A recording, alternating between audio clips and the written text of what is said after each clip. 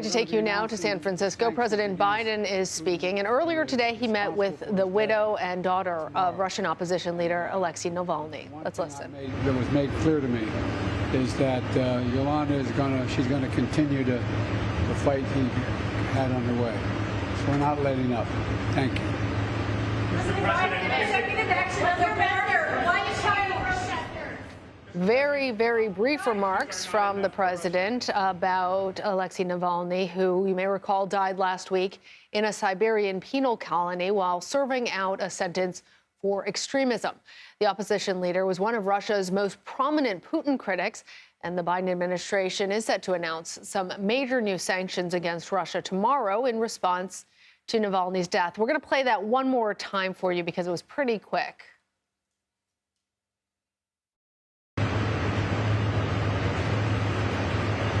Hello, folks. This morning I had the honor of meeting with Alexey Navalny's wife and daughter.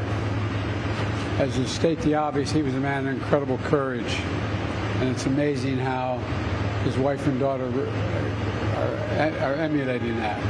And we're going to be announcing the sanctions against Putin, who is responsible for his death, tomorrow.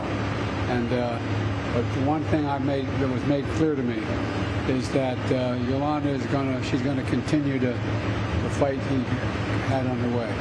So we're not letting up. Thank you. President Biden, executive action of your matter. As you saw, no questions then from President Biden. I'm going to bring in now CBS News Chief White House correspondent Nancy Cordes. She has been covering the president's trip to California. Nancy, so we heard from Navalny's mother that she saw the remains of her son and is being pressured by Moscow not to have a public funeral. And we heard previously from Navalny's widow, and now we've heard from President Biden, who just met with Navalny's family. How does all of this focus the Biden administration's attention on Russian dissent? Well, first of all, just a really extraordinary moment there. The president meeting with the widow of Alexey Navalny just 1 week after she learned that her husband was killed or died of some cause that the Russians still haven't made clear. This was a surprise. We weren't expecting this to happen, but Yulia Navalnaya has been meeting with a host of world leaders over the past week, vowing to continue her husband's cause.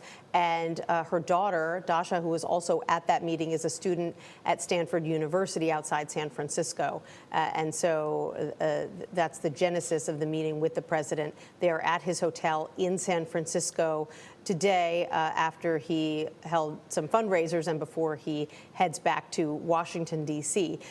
The reason that the president wants to keep the focus on Navalny, on Putin, there are many reasons, but one of the prime reasons is because he is trying to push Congress to approve a major package of military aid to Ukraine. He has been pushing this for months.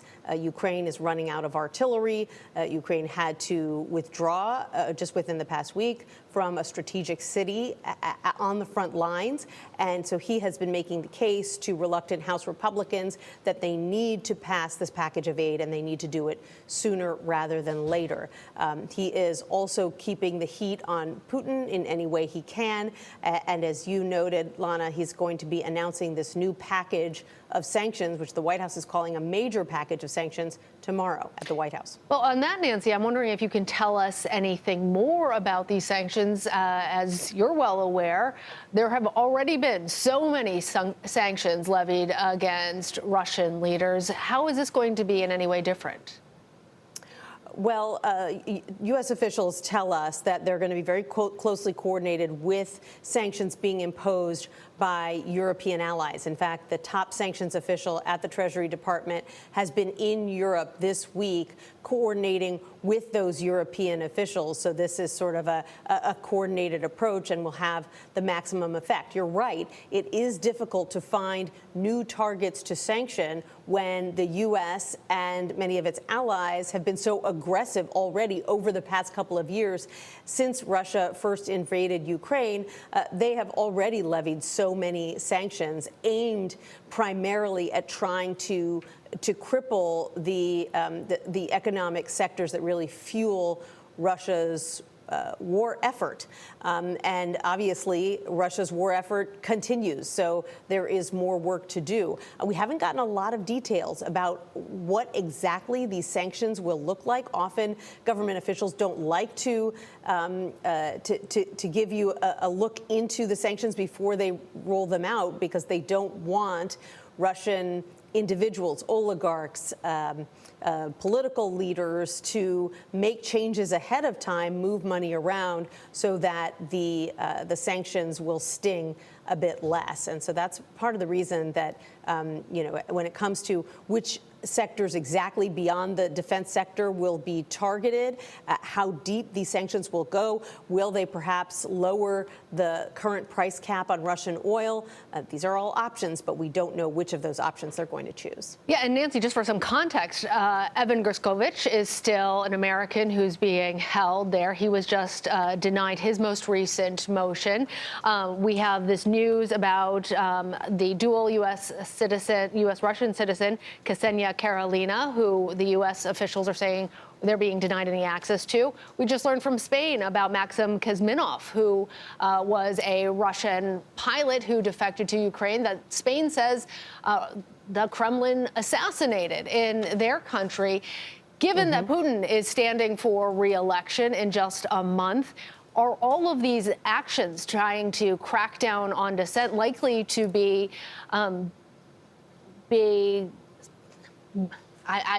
halted or brought down in their regularity by anything that the Biden administration does right now?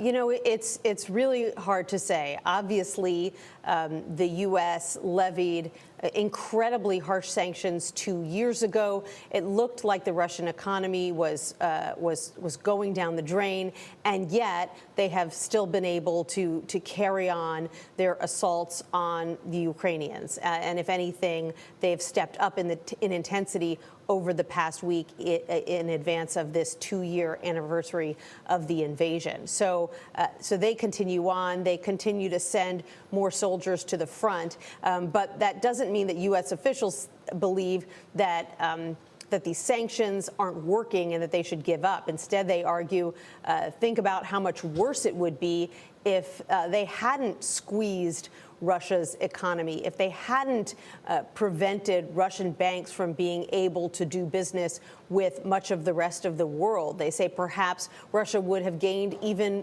more territory. So they argue that sometimes these things take a while to have their full effect. But there's no question that there is fatigue, which is exactly what the Russian president wants. He wants the rest of the world to eventually grow weary of fighting this fight, the economic toll it takes on the rest of the world as well.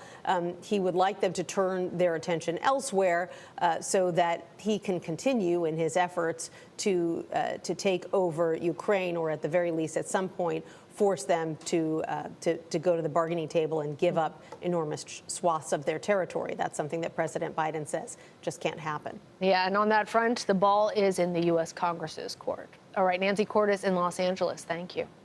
You're welcome.